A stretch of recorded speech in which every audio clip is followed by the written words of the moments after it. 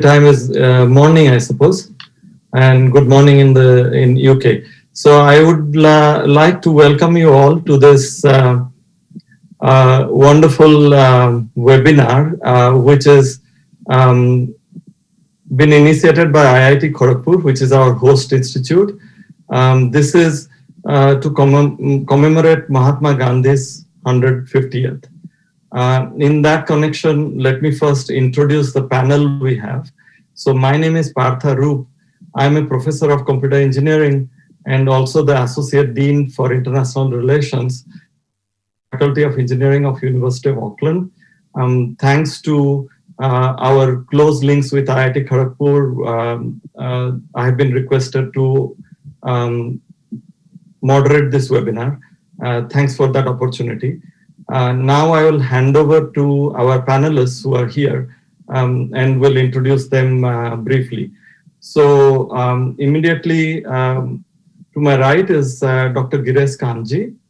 Dr. Kanji is a musculoskeletal pain specialist and researcher, and he's also he started a foundation called the Pain Foundation, and he has done a lot of work in understanding the relationship between pain, insomnia, depression, anxiety, and he has done quite a few clinical studies. He has done a PhD as well, even though he's a clinician, he has an actual PhD.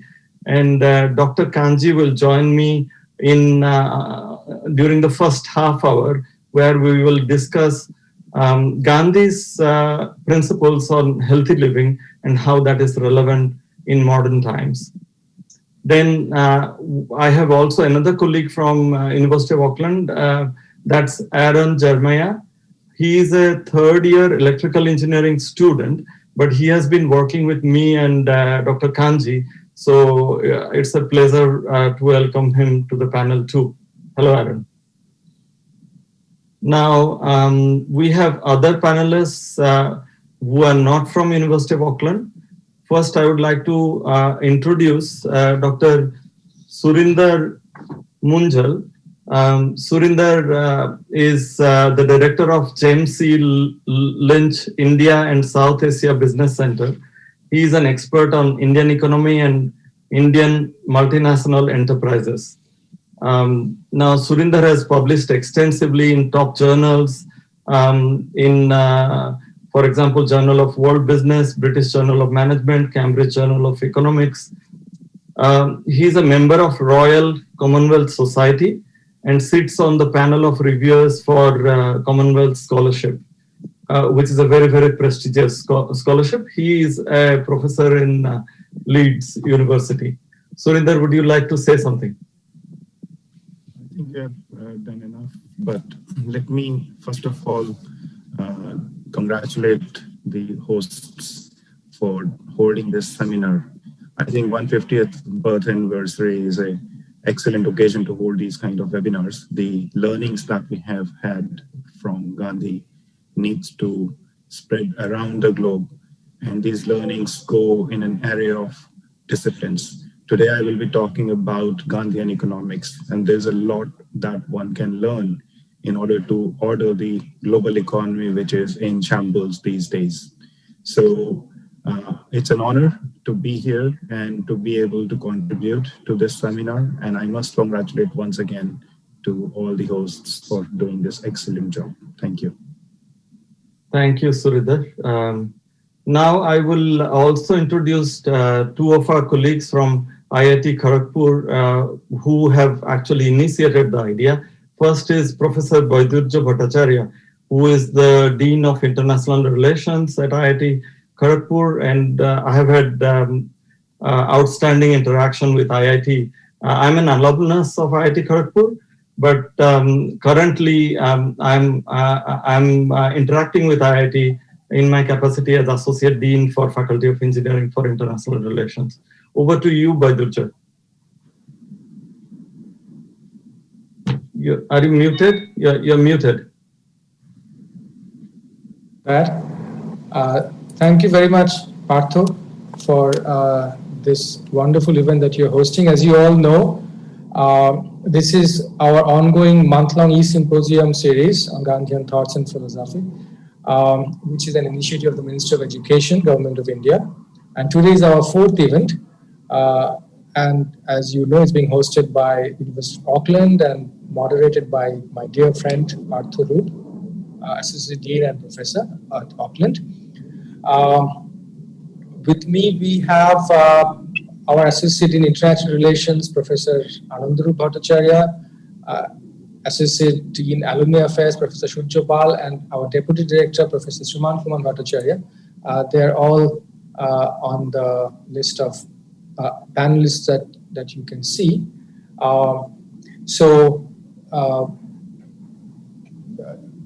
Do we have a few, just 1 minute to have Anandarup talk, and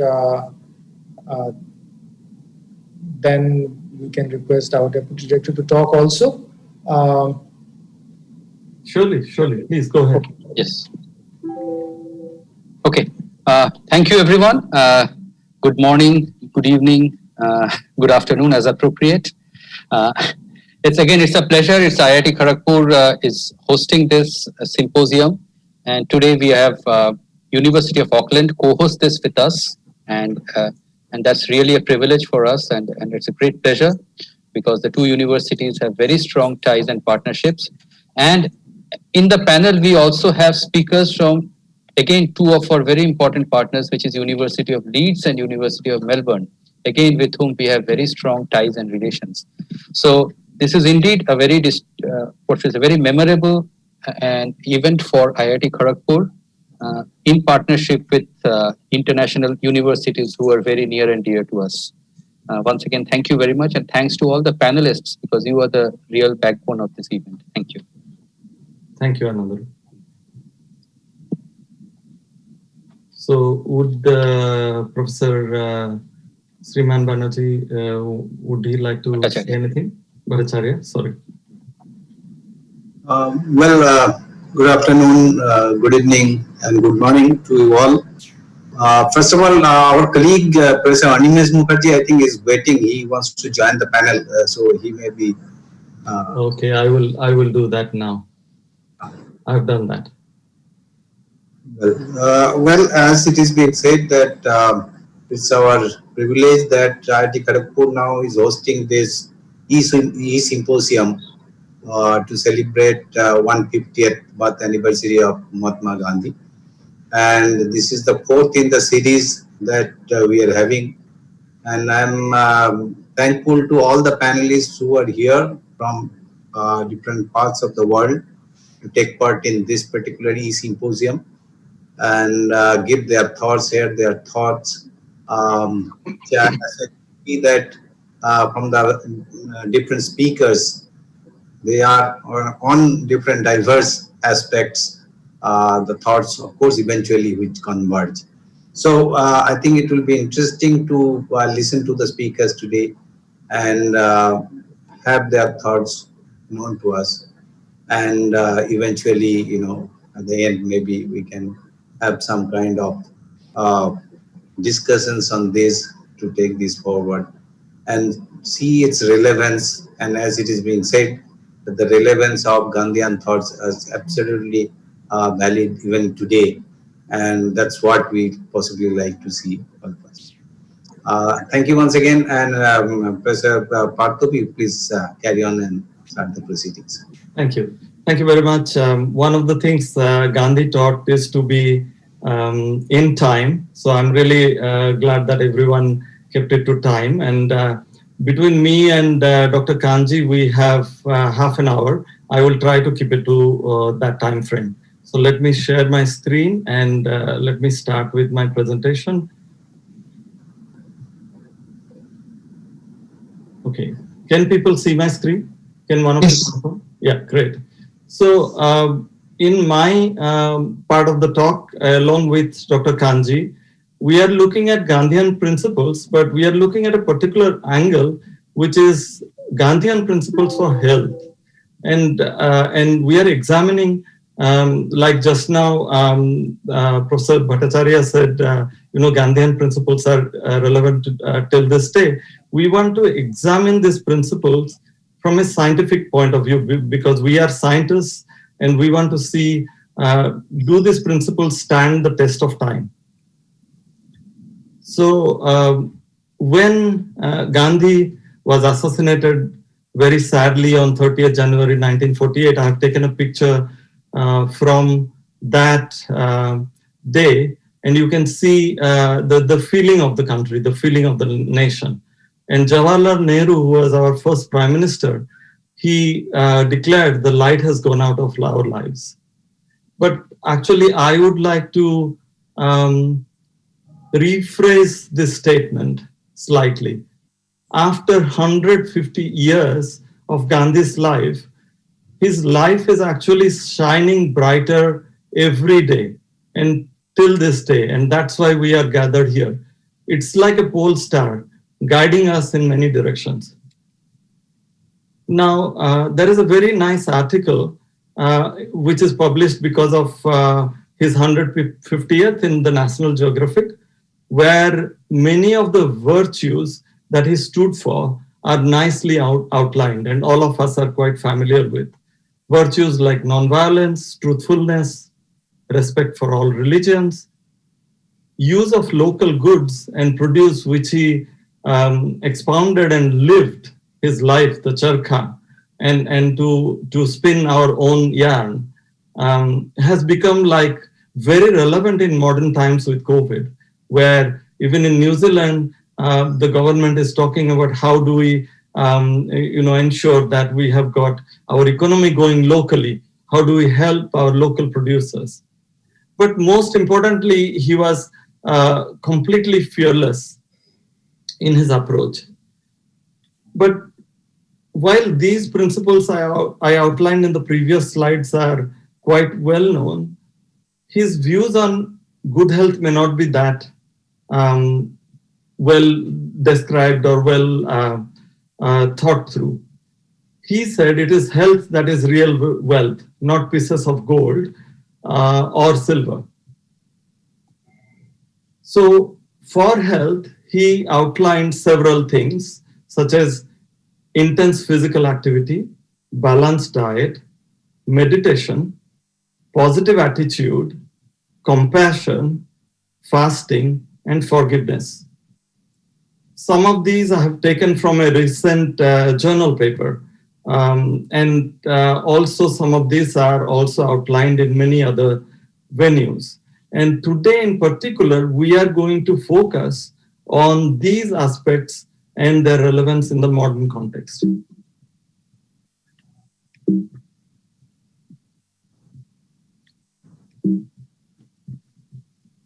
So next, I am going to show a little bit about the work we do in our lab from the point of view of health. So around 2014, I visited our FMHS, Faculty of Medical and Health Sciences, along with one of my postdocs, Siddharth Andalan, to visit this lab with which we collaborate, where they test pacemakers. And why am I talking about this? I'm talking about this because of our work in this area called digital health, where we are trying to see how we can enhance human health. But here, this is the conventional approach for testing new pacemaking algorithms. So what they do is they would dissect a sheep, and a cardiothoracic surgeon would actually connect pacemaker leads into a live animal's heart in order to test pacemakers. Now that, with Gandhi and nonviolence and me being a vegetarian, that approach sort of puzzled me a bit. Why can't we do something different as engineers? So what we did is we said, there are also other limitations of the approach. With that approach, you can test pacemaking algorithms for a limited time only for a particular disease. For example, that sheep that I was showing you, the physicians, they induce heart failure in the sheep, and then they want to test what kind of pacing algorithms would be good for treating heart failure. So only for one type of disease. So what we said, if we can emulate the cardiac electrophysiology using an electronic circuit, then we can test pacemakers. So here is a Medtronic pacemaker, which is interfaced with our electronic circuitry, if you like, and then using a 3D printed heart, we can visualize different disease states, and we can visualize how pacemaker algorithms are working. I will show you a little bit of a demo. So here is a heart beating normally, and you can see the electrical activity propagating from atriums to the ventricle. This is the duck beating of the regular heart. But if there is a failure in the heart, say the SA node has failed, then the normal heart's rhythmic behavior is no longer observable. Likewise, we can induce other kind of diseases like AV conduction block, where the AV node, which is the node between the atrium and the ventricle, it is not operating properly. So we can also mimic many other types of diseases just by parameterizing our logic in the FPGA device that we are prototyping all this. And using this, we can test different pacemaker algorithms and see whether pacemakers are working properly or not. So now, given a little bit of background about what we are doing in the digital health space, let me come to the topic of Gandhian philosophy of health. Gandhi got very influenced by two modern well-known yogis. The first yogi who influenced his thinking a lot is Swami Vivekananda, who was not just a yogi, but was a great nationalist, was a great patriot, who went and addressed the Parliament of Religions in the US. And Gandhi got so influenced by his work, and I quote, "I have gone through his works very thoroughly, and after having gone through them, the love that I have for my country has become 1,000-fold." Now, that was one yogi who influenced a lot Gandhian philosophy and Gandhian approach to thinking. The second yogi, who was younger than younger than Vivekananda, but this yogi, Paramhansa Yogananda, was the second Indian yogi to address Parliament of Religions roughly 20 years after after Vivekananda. And Paramhansa Yogananda actually initiated on this day, on 27th of August 1935, he initiated Mahatma Gandhi into this technique called Kriya Yoga. Kriya Yoga, like many other types of yoga, is a breath-based meditation technique. So now, meditation is an ancient science of breath control. Vedic texts state the relationship between breath and the mind. Indriyanam mananatha mananathastu marutaha, which essentially stands for mind is the lord of the senses, while breath is the master of the mind. Now, this is not just limited to India. This same philosophy through Buddhism has influenced other kinds of cultures like China, where this same philosophy is followed, where this philosophy is called Guan Sifa, generally considered a Buddhist term. And the mindfulness meditations, which have become mainstream and scientific these days, are also based on the science of breath. Now, what exactly is the science of breath? Now, turns out that human organs are intertwined and different organs are influencing each other. For example, here in this picture, what we can observe is a phenomena which is known as respiratory sinus arrhythmia. While this is an arrhythmia, it's a healthy arrhythmia, meaning that RSA or respiratory sinus arrhythmia is good to have. What is respiratory sinus arrhythmia? This is how the heart and the lungs are synchronized, meaning that the electrical activity of the heart increases as we inspire. During inspiration, the electrical activity increases, and during expiration, this decreases. This kind of slight, if you like, asymmetry is actually very, very good for health. Why is it very good for health? Now, it's very good for health because this RSA is one of the main reasons we have what is known as heart rate variability. Heart rate variability stands for the bit-to-bit variation in the bit-to-bit time interval. For people who have disease states like hypertension, heart failure, or respiratory disorders, and Girish will talk about people with mental health, HRV is significantly reduced. That means heart rate is constant, and that is not at all good for health. And Girish will elaborate further on that. What you can see also is that there are techniques, and this is scientifically now established, that if we breathe at a particular frequency of roughly 6 breaths a minute, then that maximizes HRV. So that is like a resonant frequency. If we breathe roughly approximately 6 breaths a minute, then essentially that maximizes our heart rate variability. Now, I will just conclude with a short video of a sensor that we are working on, and that's why Aaron, our friend, is on this panel. Aaron has designed through a summer project that he worked with me and Girish. We have a sensor where using a single sensor, so there are many sensors in market. They're very, very expensive. For example, Zypher is a sensor that you have to wear around your chest. This costs roughly $1,000 for a sensor which provides both the heart rate and the breathing rate. We have a sensor to provide the heart rate and the breathing rate, and through the Pain Foundation, we want to release this sensor for free for every people with mental health disorders in New Zealand.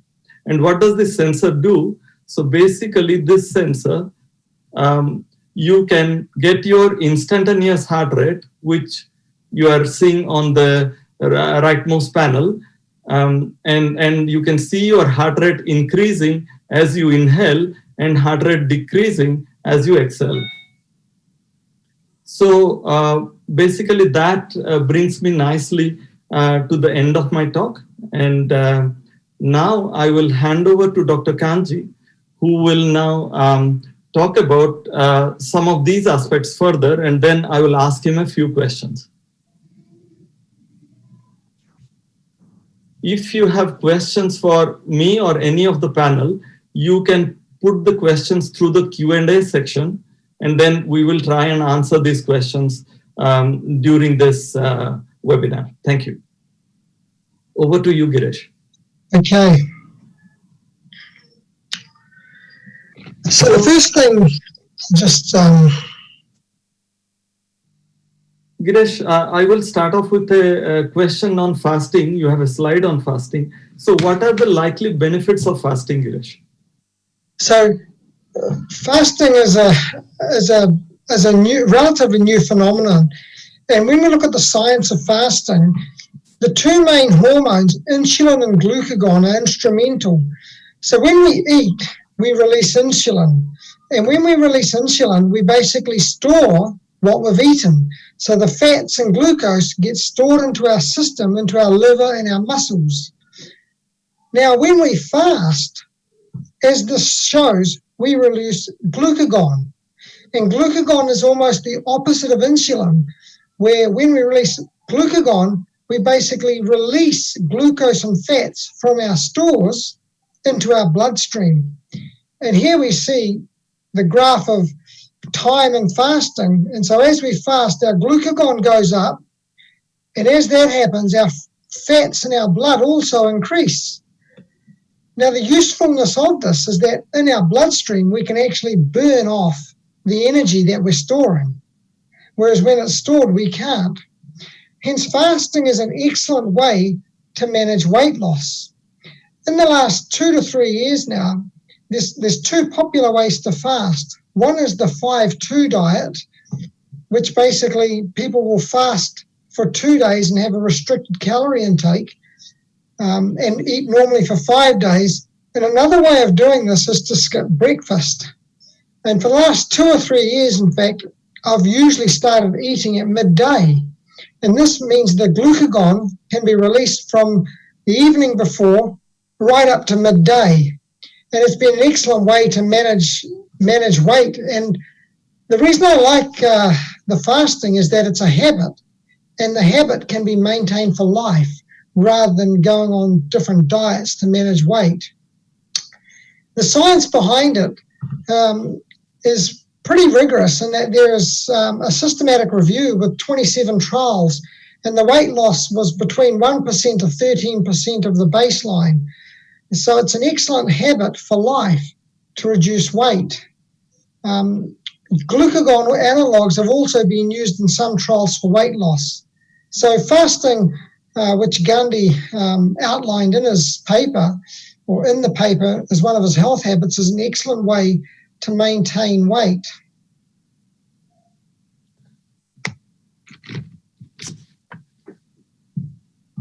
So I'm going to move on now in terms of the exercise and the yoga. Now, I did my PhD on stress and pain, and after these years, it sort of comes down to electrical activity in the brain, and it's a really accurate and good way to look at symptoms that we experience. So when we look at insomnia, we can look at the reticular formation, which is a part of the brain and spinal brainstem that keeps us awake. Increased electricity, we're awake. Reduced electricity, we're asleep. In the amygdala, this basically creates anxiety, panic attack, and irritability, or anger and aggressiveness. Now, when we look at the electricity in our brain, stress chemicals actually attach to our brain and open up electrical channels through second messenger pathways. So stress can directly stimulate insomnia, anxiety, panic attack, as well as create irritability and anger. And in other parts of our brain, stress can induce migraine as well as epilepsy. So it can stimulate electricity in the sensory cortex and the motor cortex. And here we see the noradrenaline, which is one of our stress hormones released in the brain, and serotonin, a neurotransmitter. They're both neurotransmitters released in the brain. And what we see is that they attach to several parts of the brain, and hence they create electricity throughout the brain almost, creating a whole multitude of symptoms. Girish, can I ask you a question at this stage? Sure. What are the key health benefits of exercise and yoga? So far you talked about fasting, and you talked about these hormonal pathways. What are the key health benefits if we practice yoga and meditation? So these studies also show a direct link between heart rate variability and depression. And so basically sympathetic tone increases with depression. And as we reduce the activity of the stress brain, depression improves. And what we find is that exercise is one of the habits that improve the heart rate variability in the brain and body. And the habit of exercise is also useful for insomnia, anxiety, depression, hypertension, and all stress-related disorders. Tai Chi, yoga, as well as heat in the form of sauna, spas, and baths are also other habits that in fact improve the activity of our stress brain and improve stress-related disorders. So these habits performed regularly 3 to 5 times a week will in fact ensure that we don't fall into the stress-related disorders of insomnia, anxiety, depression. And here's an excellent study, and there's several studies like this, and this looks at running and weightlifting as exercise for treatments of depression. And what we can see here is the depression score and the incredible decline in depression score basically with exercise for 6 weeks and the maintenance of this effect for almost a year. So we really need to shift our paradigms in terms of managing stress-related illnesses back to the source of the problem, which basically is the stress nervous system. And as Partha was saying, we can now measure this using heart rate variability. and hence biofeedback devices, I believe, in the future will be used in psychiatric care on a day-to-day basis, I suspect, in the years to come. Thank you, Girish. Now, you talked about exercise, you talked about fasting. What about meditation? Because Gandhi also practiced meditation. So one of the other things that happens in a brain that has a lot of stress chemicals, so stress chemicals increase electricity in the brain. 20% of our brains are designed to turn our brain off. They actually produce GABA, which reduces electricity and action potentials in our brain. And what studies have found is that GABA levels are 52% reduced in people who are depressed versus people who are not depressed. Now, meditation has been studied to see its effect on GABA levels. And what actually happens is meditation actually increases GABA levels. And one study compared meditation to reading a book, and one study compared meditation to watching television. Meditation itself increased the GABA levels the most. Now, for anyone out there who's meditated, when you get into meditation, perhaps 5 to 10 minutes, your brain goes blank, and that's probably aligned to the GABA being released by neurons in the brain, which are turning off the electricity. And so meditation is instrumental in leading to a calm brain, but it can also improve the stress-related disorders such as insomnia, anxiety, depression, hypertension, among many others. Thank you, Girish. That's wonderful. My last question is, what is your overall kind of recommendation of these Gandhian principles? And then we have 2 questions from people that are very, very relevant for you, which I will outline. I think beyond the physical health, which impacts our mental health, one of the things I've been looking at in the last few years is peace of mind. And I think peace of mind is probably the number one health commodity for a human being, in fact. And anyone growing up in a Western country, and I grew up in New Zealand, every Christmas card would say, wishing you peace and joy. And we sort of don't really take a lot of notice of it, but over the past few years, I've certainly been looking at this concept of peace of mind. When we look at the Gandhian principles and the way he lived with compassion, forgiveness, truthfulness, non-violence, respect for all religions, it points to a very high humility. And I believe this is instrumental in leading to a life which is full of peace of mind. And often a lack of humility leads to anger, judgment, conflict, and the sort of problems that destabilize a person's peace of mind, and that in turn impacts their physical health as well as their mental health path.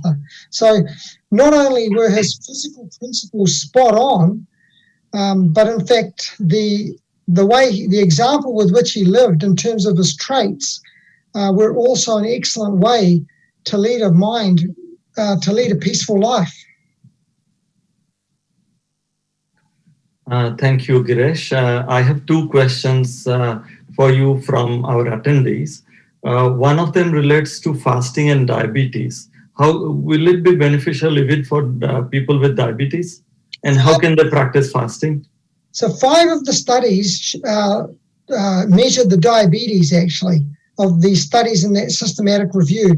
And they found that basically the diabetes parameters improved in every one of them. The only one thing to watch out for with diabetes is in case you get low blood glucose, which is a possibility.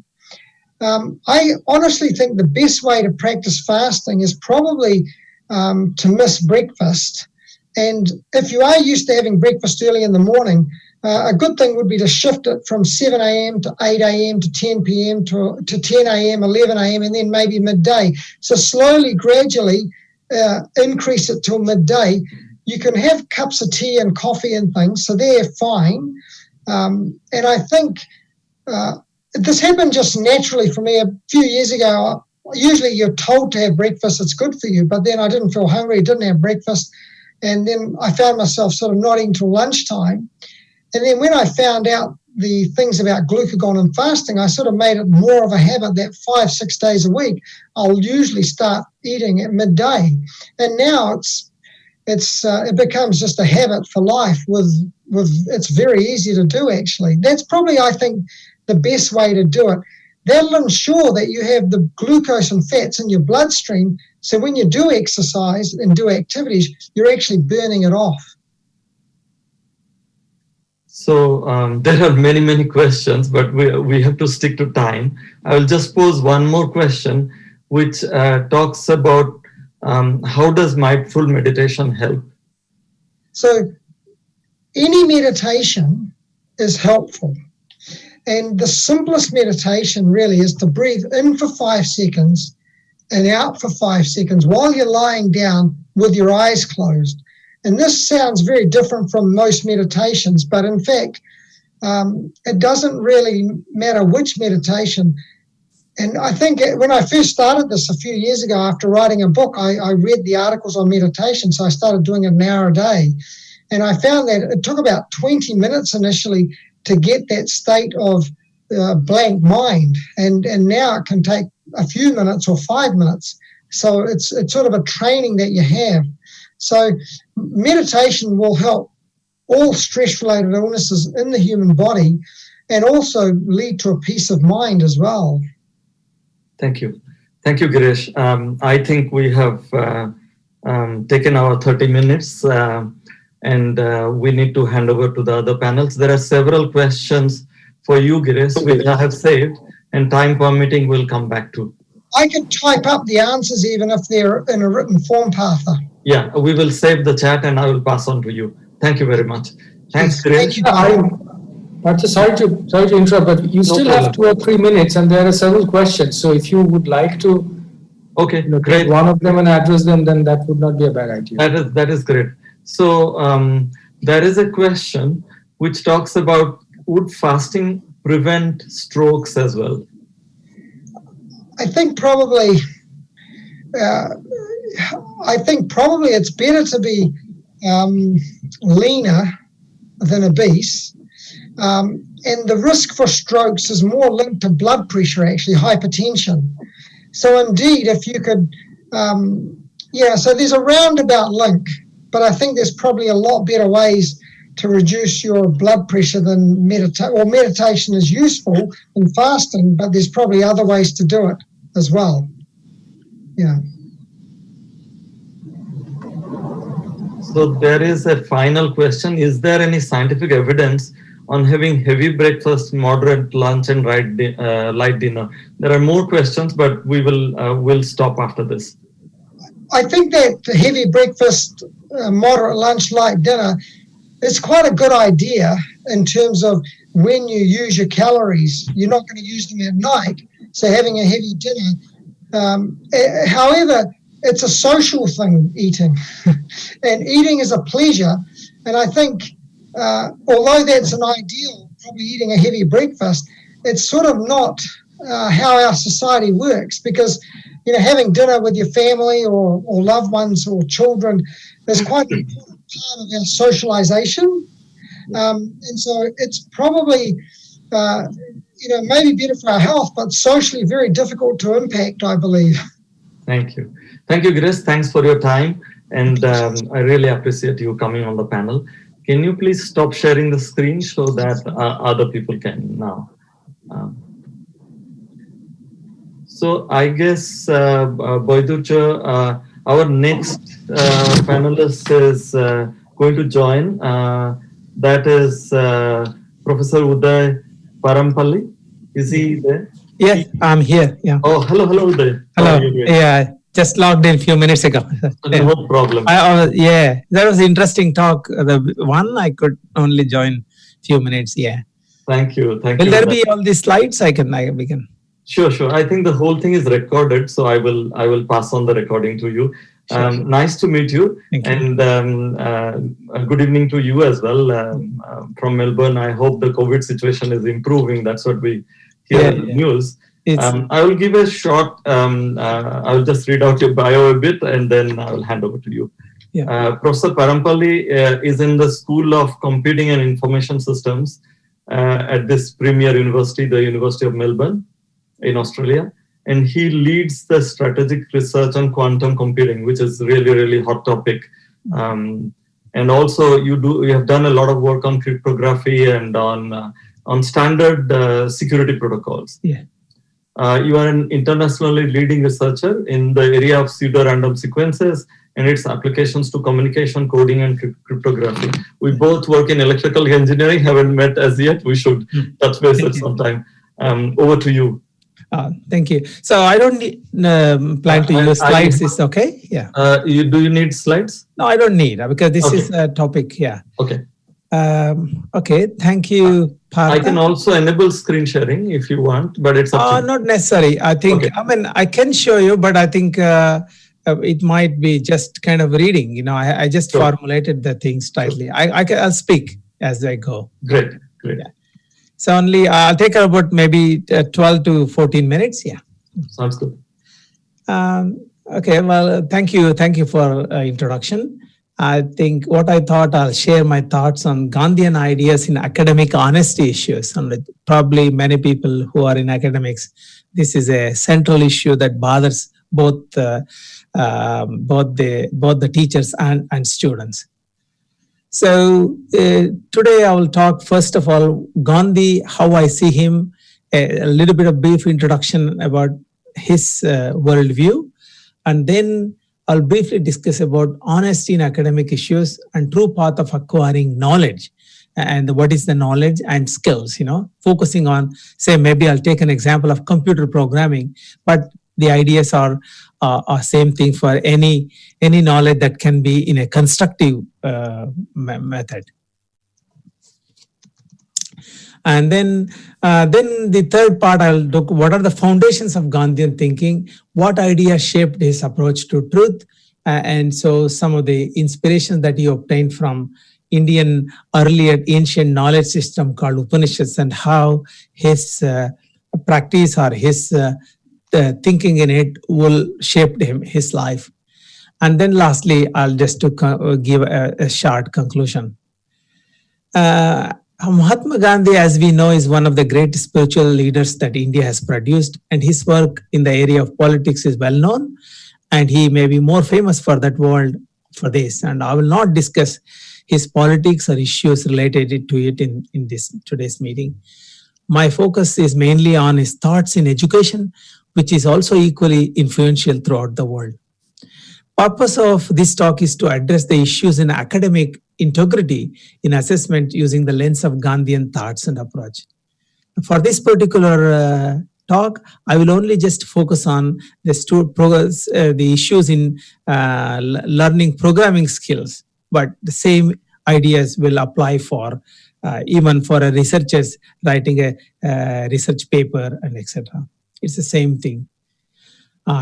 Teaching and learning has many facets, and people come up with innovative ways to increase students' attentions and engagement in academics in the objective of enhancing the greater student learning. However, the main problem that educators face throughout the world is how to handle issues pertaining to plagiarism and collusion in homeworks and examination.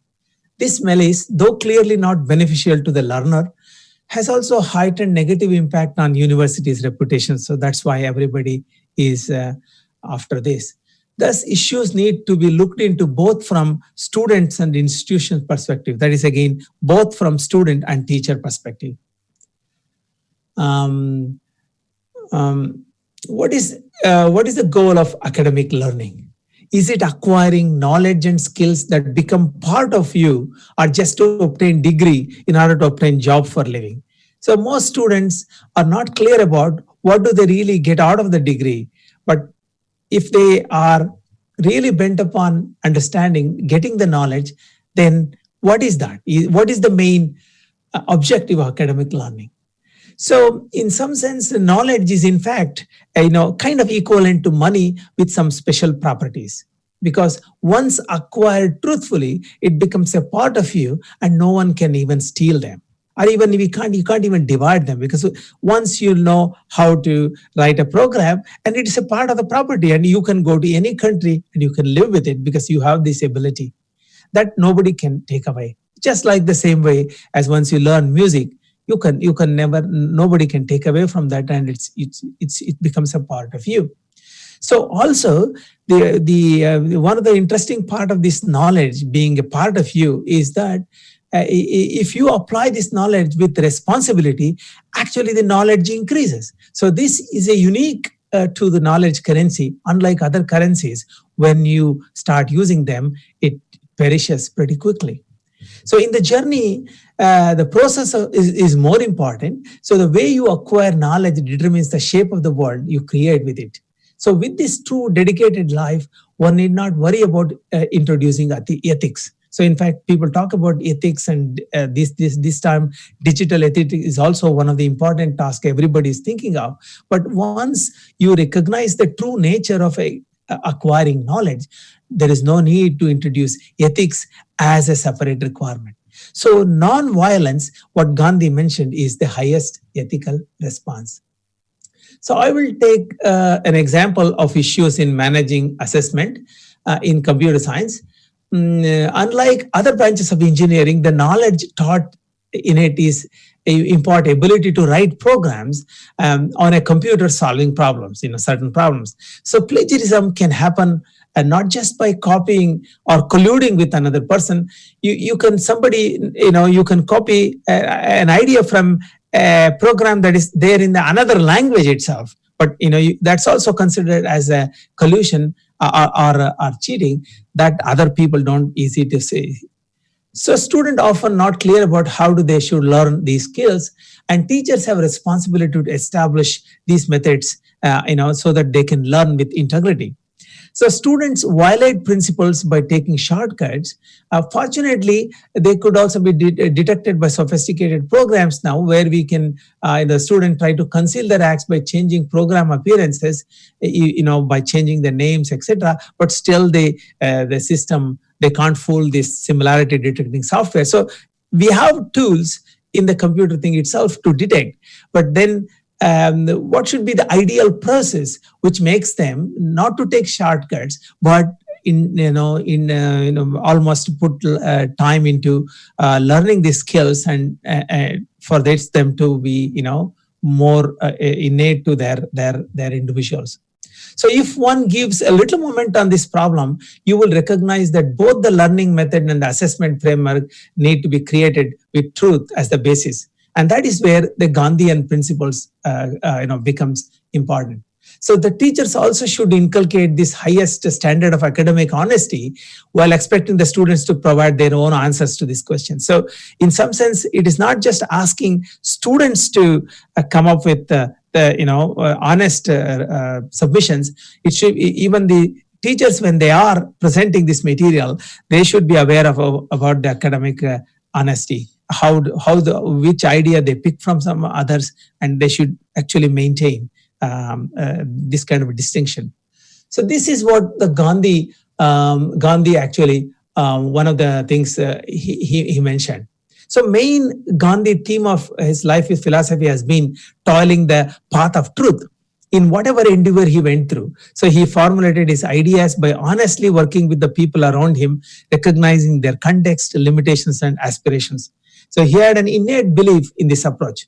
So one of the ancient wisdom that is there is Satyameva Jayate, which says that truth alone wins. He also realized early on this is the only weapon against any injustice or any level of confrontation.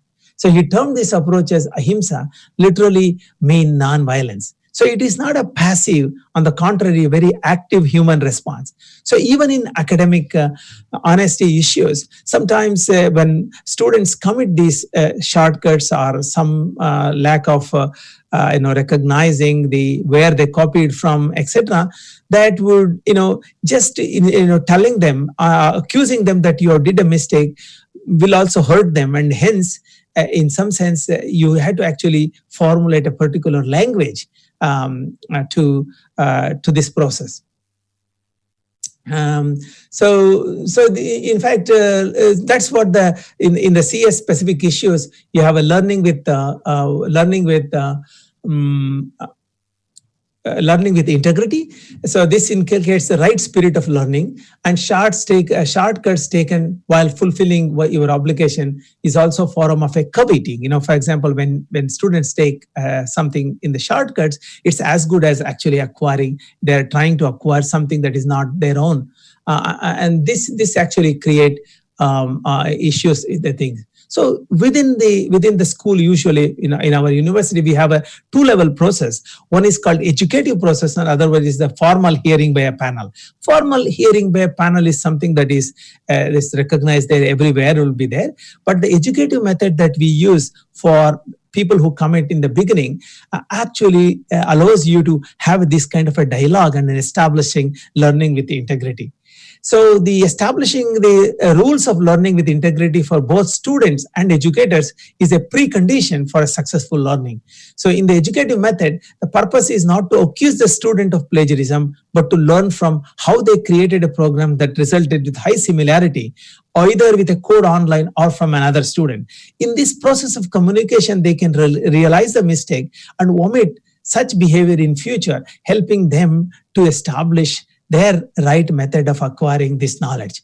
So this is the idea, where the Gandhi's method becomes more relevant. I mean, it's not just you accuse one person and set rules. Setting rules will not help. Here, together, both the teacher and the student will have to establish these kind of common rules, and that way they become more aware of how should they learn. And once again, because programming is something that is a constructive thing, and once they acquire that skill, and they can't even describe how they have it, so it becomes part of them, and that's where kind of thing. So really, in some sense, in Gandhi is, so what was the next question what was the underlying inspiration for Gandhi to take this path of truth so seriously in all walks of life, whether it's a politics or, social help, everything. And he took it to the extreme, but everywhere it is a path of the truth. And this is again the truth is not uniform, but it depends on the context at that time when this is exercised. So I wanted to see that I became aware of his thoughts in a philosophical text written by Dr. Radhakrishnan on Principal Upanishad. And I quote from one of the oldest Upanishad called Isha-Upanishad, which actually links about the roughly translated as Isha to a god and to the world, which is Jagat. But actually it's not, the word, the actual meaning is much more, I think everybody would have probably heard this about this verse, which is Purnamada Purnamidam, like that. So which means that in English it goes as, that is full and this is full. The full comes out of the full. Taking full from the full itself remains. Om, peace, peace, peace. So this is where the major Upanishad come. It doesn't tell about you should do this or not, but the first verse itself is very interesting, and Gandhi's commentary, I should tell you, and that actually tells you behind all his endeavor, what he has done in the world. And the verse goes then this is basically Isha Vasya Midam Sarvam Yat Kincha Jagatyam Jagat Tena Tektena Bhunjita Ma Grada Kasya Siddhanam.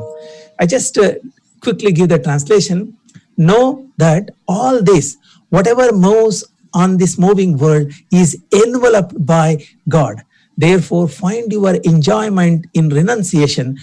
Do not covet what belongs to others. So this is the idea, is that do not covet what belongs to others. So here, even the idea here, it's like, unlike in other kind of things, that Jagat, which is used, is basically the universe is becoming.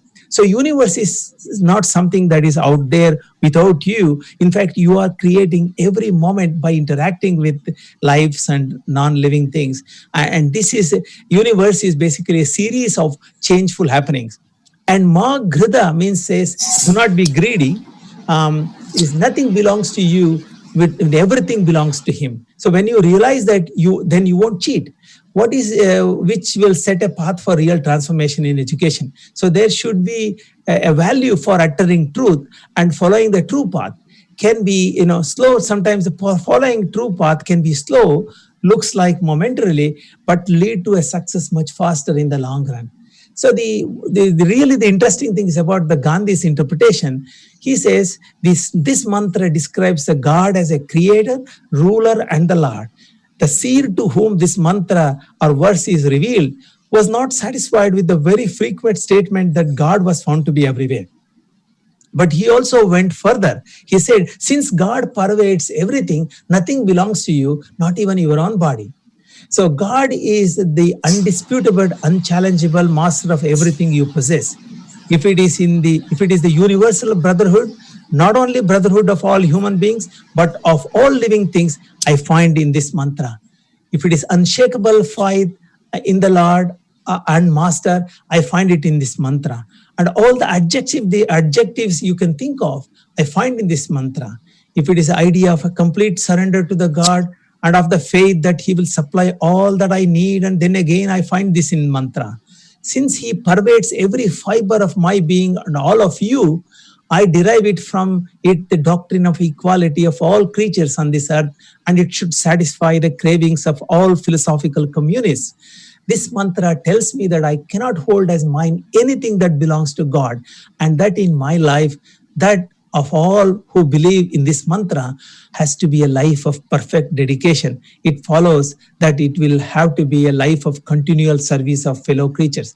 This was the Gandhi's interpretation in his address to Kottayam that appeared in Harijan in 1937. So when I read this by the Dr. Radhakrishnan's Isha Upanishad, I get to idea of what is that the truth. In this case, even when you are trying to cheat, whether it is in getting knowledge or sometime, by just ma grida, don't covet, because when you have to be rightfully acquired, So that's why he says. So from his commentary, it becomes clear how much he is influenced by these ancient knowledge schemes, such as Upanishads. I think Gandhi must have followed and realized these teachings through his work, which is the basis for his thoughts and action. So I would think a better tribute to Gandhi is by inculcating his principles in one's own life and reflect them through personal experience rather than merely studying his teachings. So currently, all Gandhi's ideas at different points, whatever thing is already available, but just going through like a normal philosophy will not help. Instead, if you look at how, for example, how he reacted to other people, so these ancient utterings, knowledge schemes that existed in India, he probably realized it and put it into practice. And definitely, these are all useful for this academic honesty issues. Thank you. Thank you. Very insightful commentary on Gandhi's ideas for academic integrity. Is so relevant in the modern context with Chegg and all the kinds of stuff we have to deal with at the moment with COVID and 24-hour assignments. So it's actually the job has increased. But on the other hand, if we establish this communication with the students, and they get to write, for example, even while even submitting their work, and if they go through, read something at the end, they say, I go by these words, and that has a power. I really like the educative method aspect that you talked about, and in our university also, we are grappling with this situation. Maybe we can learn more and we can talk about this educative method. That sounded very promising to me. Thank you so much. Use it only for the the first time in the first year when students do this, but then that becomes a basis for the subsequent hearing. So when you do it second time, it will be dealt separately. But each time I've seen in all those meetings, the students they actually show their real idea, thing. Why did they? And when pressed about the proof, they will cry and they will admit. So, and then that will become a basis for that. I mean, there may be some students may not take this, but overall, this increases the level of engagement and so that in future we can make this process a bit more easier. Thank you for shedding such excellent light. The other takeaway for me is what you said, which is that Gandhi, I think from one of his quotes that I remember, my life is my message. Yeah. What he practiced, he actually taught. And I think you reflected on that aspect. Yeah, Thank you. Now we'll move on to our next speaker, Mr. Surinder Munjal. sorry. Professor Surinder Munjal. Surinder, are you there? Yes, I'm here, and I think I must appreciate the way in which these presentations are being held. The insights that I had from Partha, yourself, Giresh, and Udaya, very exciting. So let me start by giving my tribute to Mahatma Gandhi. And before I do that, once again, sincere thanks to the organizers for hosting this event to commemorate the 150th birth anniversary of the legendary, and giving me an honor to speak on the important called Gandhian economics. So before I start, I have a small question. I think everybody would be able to easily give this answer, which is, was Gandhi an economist? I think the answer is no. So how come this Gandhian economics has come through? So Gandhi was not an economist. He was a statesman, a politician, an international leader, a freedom fighter, a very tough negotiator, and above all, a socialist. His thoughts, as we have heard from the previous presentations, were very, very influential, and they have influenced many economists.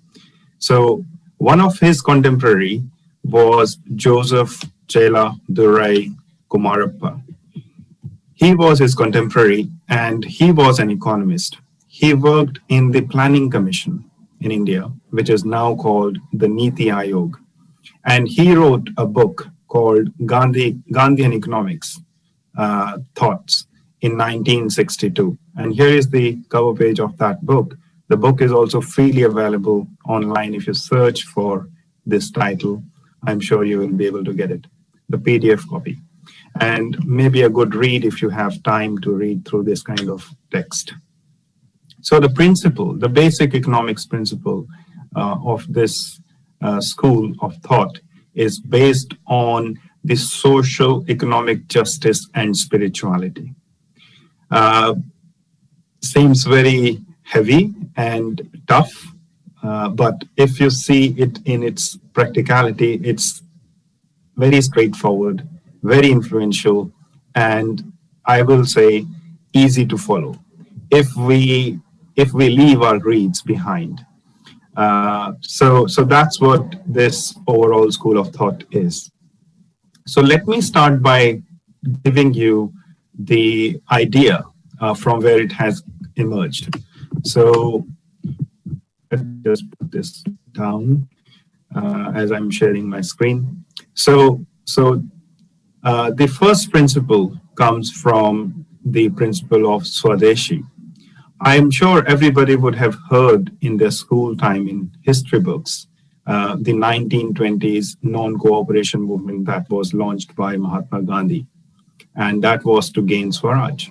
It was done in protest against the British Raj and their unfair in India, especially the emergency measures that they had undertaken soon after the World War I and the Jallianwala Bagh Kand or massacre as they did. And the idea was to prevent the indefinite detention of Indian freedom fighters so that these protests doesn't take place anymore. And Gandhi came up with this non-cooperation movement, as we know, where the idea was to reject British rule, to reject foreign goods, especially the British goods, and adopt Swadeshi. Many would not know, but at that point in time, the British exports to India were reduced by 50%, and that was one of the biggest dent in terms of the British economy, because a lot of it was exported to its colonies, and India was one of its largest colony at that point in time. And the idea here, as I said, was not to cooperate, and this cooperation was at the economic front, but also at the non-economic front in terms of the political cooperation and the social cooperation that Indians had. For example, not going to support the policies, not only the economics, also the social, as I said. Now, if you think about the soon after when the Britishers left, the independent India and the vision that we had at that point in time was to make India self-reliant, so that the dependence on master, the British master, was reduced. And most of our economy at that point in time was very much closed. Obviously, the idea was to be self-reliant, to be able to produce for our own self. I think you can also compare this with the current government's vision of Atmanirbhar Bharat.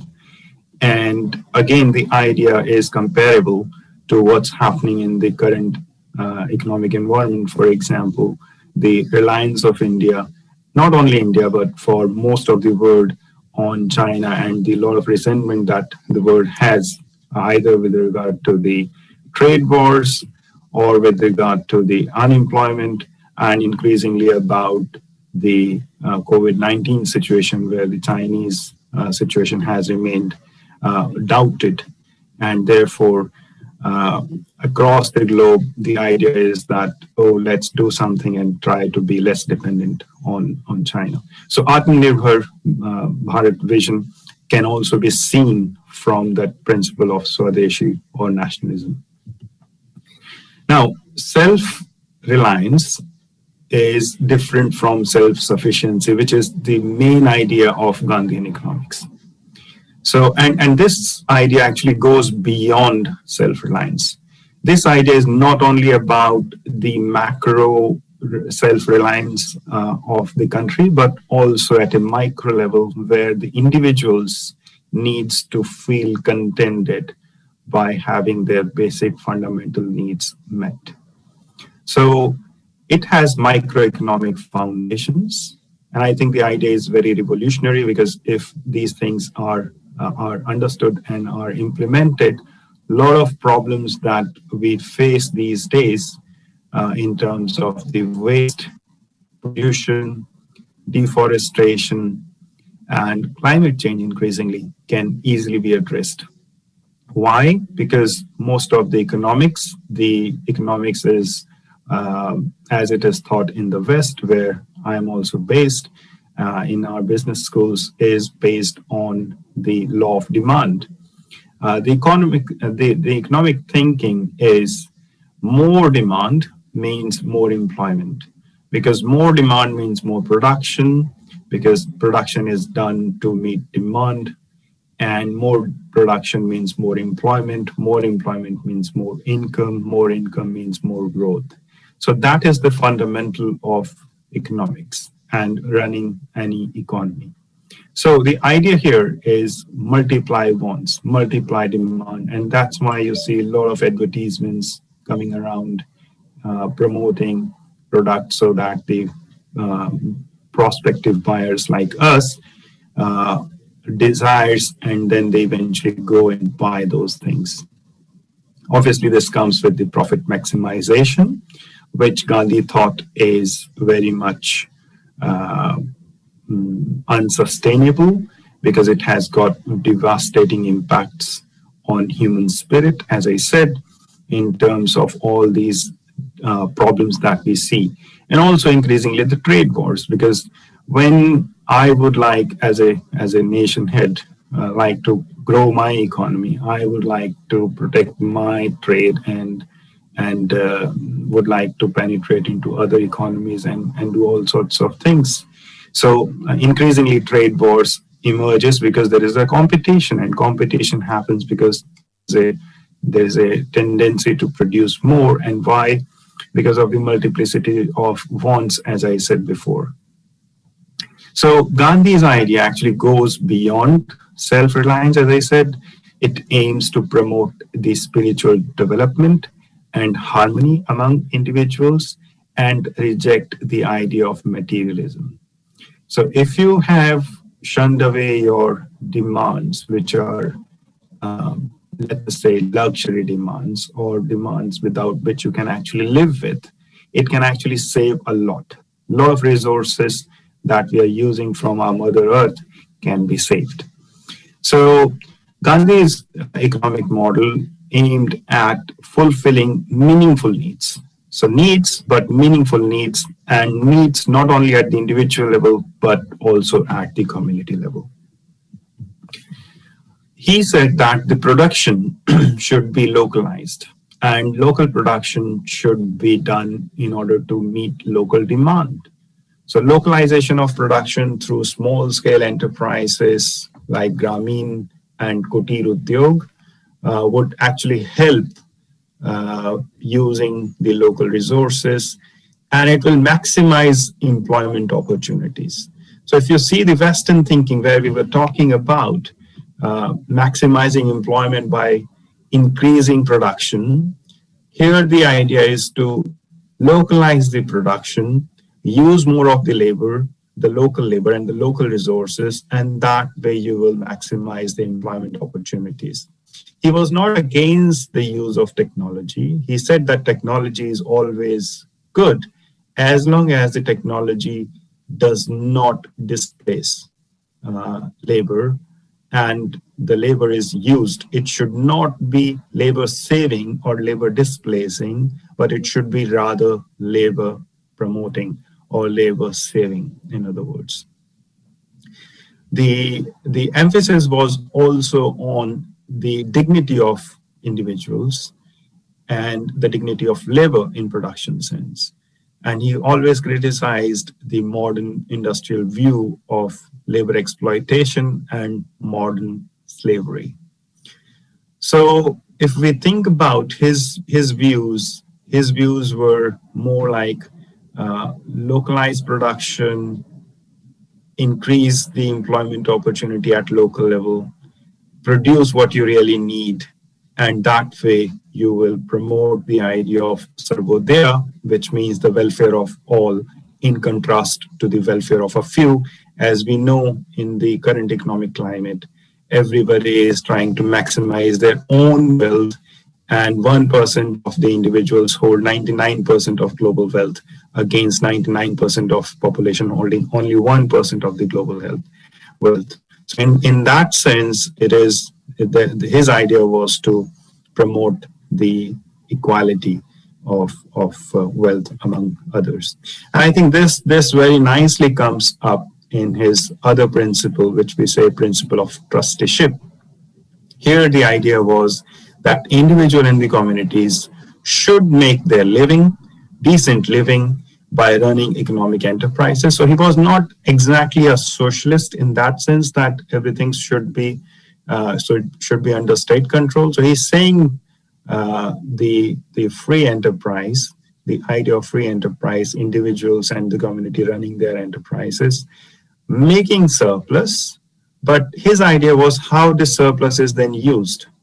So any surplus which is there over and above your fundamental needs should be held as a trust. That's what he promoted. And this trust should be made for the welfare of the community, particularly for the poor and most deprived people. So that, again, the idea of minimizing the economic and social inequality can be achieved, and Sarvodaya, as in the welfare of all, can happen.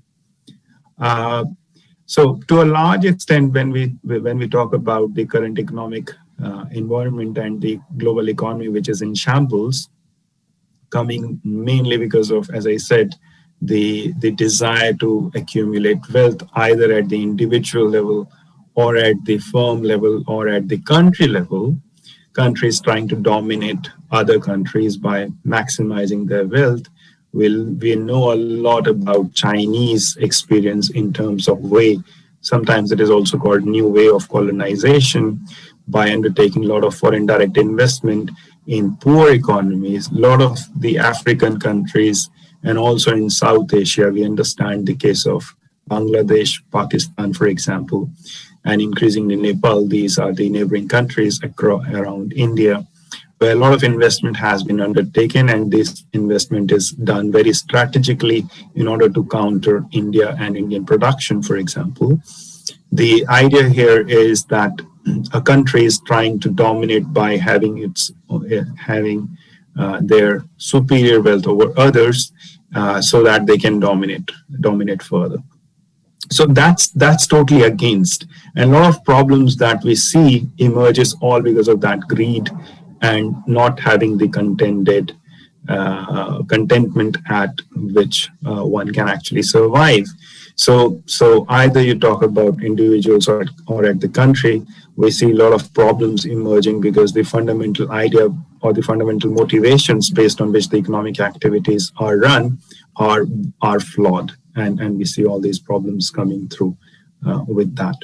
So in conclusion, I think the Gandhian economics is economics for welfare. It informs ethical production, sensible consumption. It promotes localization and growth of local enterprises through cooperation against the non-cooperation movement that we understand. So non-cooperation was not to cooperate with the oppressive policies and with the oppressive administration, but cooperate at the local level or cooperate at the community level so that you can maximize the welfare. So growth through cooperation and equitable distribution of wealth to minimize poverty and inequality. I think that's the central message. There is a lot that one can talk and also can draw parallels in terms of where the global economy is or the Indian economy is. But I'm sure that this will take a very long time and requires a lot of discussion, for which probably we can't afford in this particular seminar. But I think this still gives us the food for thought and to understand how individuals and once individual do, and then how communities, and once community do, then how nations can actually strive for a change for the prosperous world and the global economy. So with that, I think I will thank the reviewers once again. And here is that small song that Gandhiji used to recite, Raghupati Rajaram, Sabko Sammati De Bhagwan. So with that, I will end my presentation. Thank you very much. Thank you, Surinder, for very interesting facet of the Gandhian principles applied to the economy and economic thought, which is relevant in the COVID context as well. So thanks for bringing that into our attention. If there will be questions from the attendees, I will pass them on to you. There have been so far no questions, but if there are, I will pass them on to you. Thank you so much. Okay. Now we will move on to, if you stop sharing, we will move on to the... Could you stop my sharing, because I think my screen has gone down and I'm not able to bring it up. Stop other screen. Do you want to continue? Yep. Oh yes, I can do that. Yeah, so I just brought back my screen share, so now it should be good. So I think that brings us to our last panelist, Professor Animesh Mukherjee. Animesh, are you there? Yes, I'm here. Okay, great. I will just introduce you and then you can go. He is an associate professor in the Department of Computer Science and Engineering. Coincidentally, this is also my alma mater at the Indian Institute of Technology, Kharagpur. His work has received quite a lot of media attention from various agencies, including MIT, Tech Research Review, BBC, and The Guardian. And also Animesh has received many notable fellowships, including some fellowship regarding Gandhi, about which he can tell us. But also he received the Alexander von Humboldt Fellowship, very prestigious fellowship from Germany for experienced researchers. Over to you, Animesh. So, Partho, I am not able to share my screen. Okay. I think your screen is shared. I will do that. Yeah, I think now it's fine. Yeah. Okay. Should be visible. Yes. Uh, It is is visible. it visible? Yes. Yeah. Yeah. Yeah. Okay. Just a second. Let me full screen. Okay, so today I'm going to give a brief overview of the Gandhipedia project that we have been working on for the last 1 year or so. So this is a joint initiative by IIT Kharagpur, IIT Gandhinagar, NCSM, and the Ministry of Culture, Government of India.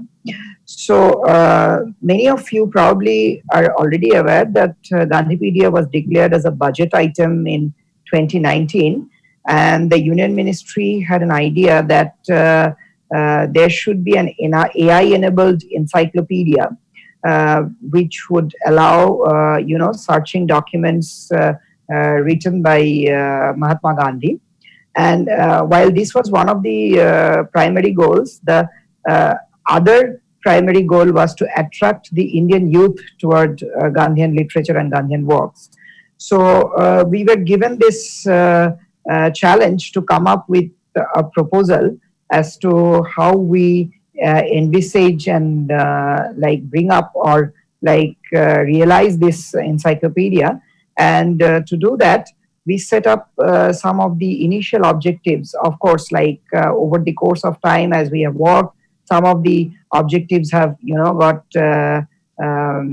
extended, and some of them have got dropped. But in a nutshell, these are some of the things that we are presently working on.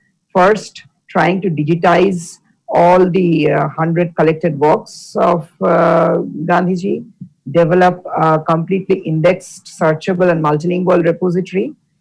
Presently, it's only English. It supports only English, but the plan is to extend it to multiple languages.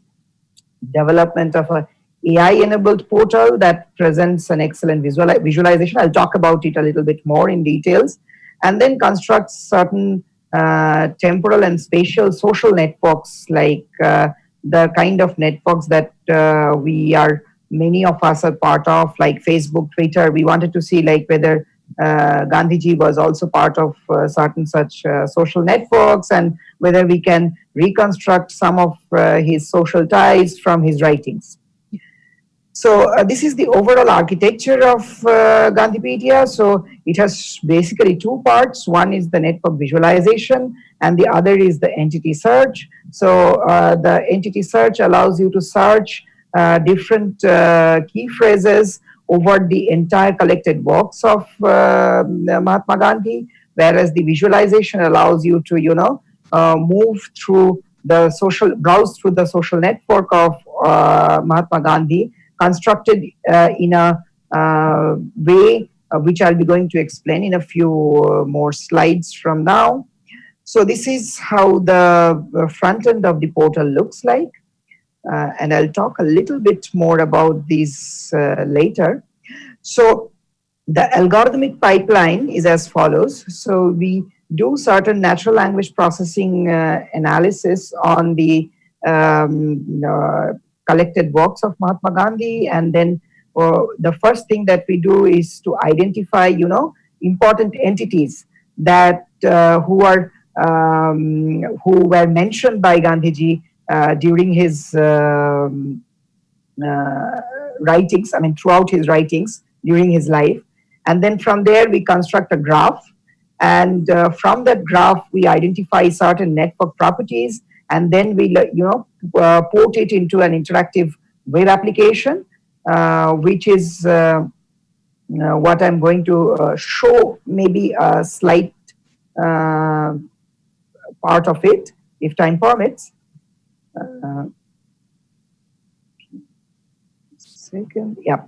So this is what I was telling earlier in a little bit more detail. So this is one of his works. I guess it's from the autobiography, and we use certain NLP tools to identify, people, places. So these are automatically identified from this piece of text, and then using these entities that we identify, we construct networks like this. So as you see, this is a chord diagram, which represents a network where each bubble here is a node, that is a person who has been mentioned somewhere in Gandhiji's texts, and two nodes are connected by an edge if these two people have been mentioned at a very similar point in time in one of his texts.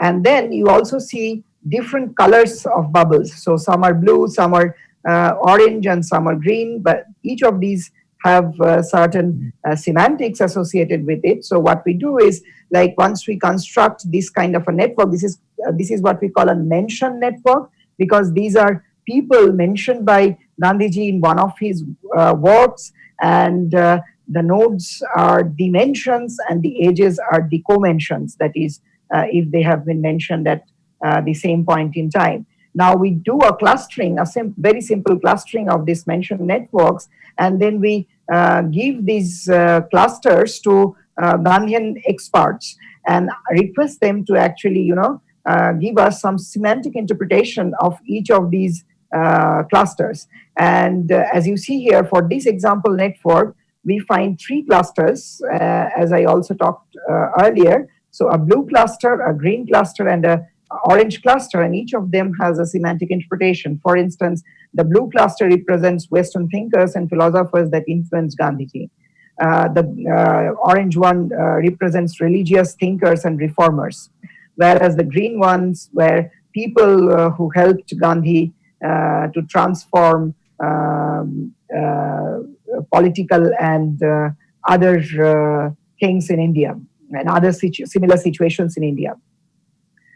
So this is kind of trying to make it visually more appealing in order to draw attention of the audience as well as the youth. And this also allows you to, in a few minutes, you can browse through the entire book without even reading all the parts of the book by the following utility. So now, along with the network, you have an additional facility that you can click on any of these nodes, and this actually opens a page related to the person mentioned on that node. For instance, in this case, Allison. So this is like a wiki page for Allison. So just imagine like a Wikipedia page. So you have a wiki page for each of these persons mentioned in this network, and if you also get to know at what time points he was mentioned in this book and which exact chapters he was mentioned in this book. So this is all about the autobiography, My Experiments with Truth. So these are the chapters where he has been mentioned. These are the times at which he has been mentioned, and you can click on each of these chapters to find out exactly where this person has been mentioned. So in addition, we also allow users to search the entire CWMG, which is the collected works of Mahatma Gandhi, and you can search with any key phrase. Like it could be like from one word to multiple words, and when you search, it results into a bunch of volumes where you hit with this key phrase, and then you can click on one of these and you can find out what are the parts in which health has been mentioned, and then you can click on each of these and then you can find the exact portion where health has been mentioned. So this is very much like the Google Books utility. So this is the Gandhipedia team. It includes researchers, it includes people like Dr. Shobana Radhakrishnan, who is like one of the Gandhian experts who have been helping us. It includes people from ministry like S.C. Burma, and it also includes a lot of volunteers from the National Council of Science Museums, Ministry of Culture, and GSDS, that is the Gandhi Smriti and Darshan Samiti. So without further ado, I would like to show you a little bit of the portal through a video. I'm sorry I'll not be able to show the entire portal, the walkthrough of the portal, because I am told that this is going to be inaugurated by the Honorable Prime Minister, and so we have to keep most of the things like closed till 2nd of October 2020. But I'll just show you a bit of the things so that it, you know.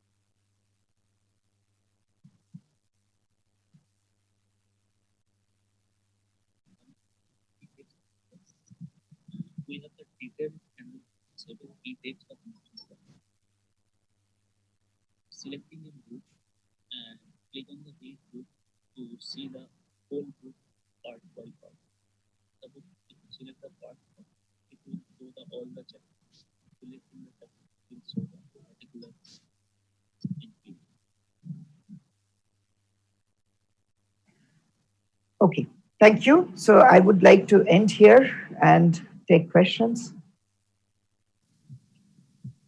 Thank you, Animesh.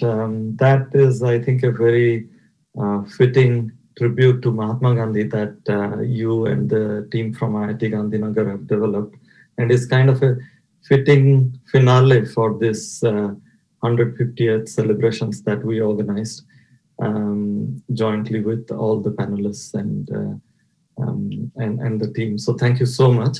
I do not see any questions for you as yet on the Q&A, but I think this was a very nice culmination of Gandhian philosophy from health to how we can apply Gandhian principles in academic integrity, to Gandhian principles for business and economics, to finally Gandhipedia. Could not have been more complete. Very interesting, because Gandhipedia is like a complete encyclopedia, which once released will be a very good facet of presenting his life in the modern context. One person that we have not given any chance to speak is Aaron Jeremiah, who is on the panel and who is my student and collaborator along with Gires Kanji, whose demo I showed. Maybe he can show the sensor a little bit and talk a little bit, and with that we'll conclude. You're muted, are you, Aaron? You're muted? No, you're okay. You're okay. Cool. You're okay. Give me 1 second. Yeah, sure. So we have two variants of this sensor. One which looks a bit big, because we, based on Gires's feedback, we want to make it medical grade. So it's a simple, like when you go to the hospital, you clip like for your oxygen sensing, similar sort of thing. Maybe Aaron, you can show. And the other one is a very simple, tiny device where you place your thumb and or forefinger, and you get all the vitals, body vitals, particularly breathing rate and heart rate, from a very cheap sensor. Yes, Aaron. Yeah, so basically, as Partha was describing, this is kind of the box, which contains all the processing that we do from the sensor. And this little clip here, houses the sensor. So simply open it, put your finger on, and leave it like so. As Partha said, we did develop another version, which is essentially just this kind of side of a clip without this top bit here, where you can simply press your thumb and it will monitor your vitals. And we are also developing an alternate version, which is like a headphone, microphone kind of thing, where there are two different sensors, which will calibrate as you take your body vitals. Now, Aaron is an electrical engineering student who did a summer project with us on this topic. That sort of formally concludes our panel. Unless we want to open up the floor for any questions from either the panelists or if there are any questions from the audience, then please type into the Q&A section, and I will try and answer those either myself or from one of the panelists. There was a question to Professor Surinder Munjal in the Q&A. I don't see. I saw that and I can't see. Is it in the chat? Yes. Chat. No, not on the chat, but It has been answered. oh, okay, that's good. Great. Thank you. Okay, the question was, is it possible to apply some of the Gandhian principles of economics in the competitive world? And Dr. Munjal's answer is, I think so, because it requires a paradigm shift in the political thinking. And I mean, I think he also talked about Make in India campaign and so on, which is already happening, and many other countries are thinking likewise. Are there anything that any of the panel members, Dr. Kanji or Animesh or Uday or Surinder, would you like to say any concluding parting remarks, or Baiduja or Ananda Rup? I have nothing more to say, but except to say that this is an interesting topic, and thank you very much for giving me opportunity to share my thoughts in the symposium. And I would like to thank the organizers of IIT Kharagpur and the organizers of the symposium. Thank you. Thank you. Thank you, Uday. So I would like to now conclude by thanking Baiduja and Anandarup for having given us this opportunity, and also to be able to talk about the life of this great, not just human being, but I would call him a saint, a person who did everything as he preached. There was no gap between his thinking, his words, his speech, and his actions. And that is a remarkably remarkable achievement for a human being who walked on this planet not too far away in the past. So with that note, I conclude from my side. I would like to thank Deputy Director Professor Bhattacharya for attending, and also all the team from IIT Kharagpur. Thank you very much. Thank you very much, Partha. It's always a pleasure to have a session when you're around. I thank all the speakers and my friend Partha for an excellent session. I would also like to thank Professor Nilanjan Das Chakradhar of IIT Kharagpur, Professor Shomit Chakraborty of University of Leeds, and Professor Meenakshi Arora of University of Melbourne for organizing the talks from their respective institutes. As you know, this event was hosted by University of Auckland, and I thank their team. From our side at IIT Kharagpur, I thank Mr. Shikshankar Dash and his team from the Center for Education Technology, our Institute Branding and Communication team, the Office of International Relations, and the Office of Alumni Affairs. Tomorrow will be the last of the series of our e-Symposium on Gandhian thoughts and philosophy. It will be with University of Alberta and University of Toronto, and it will be moderated by University of Alberta. Thank you. You can find the details and the links for tomorrow's event on our homepage and on our social media pages. See you tomorrow, and thank you everyone, and good day and good night.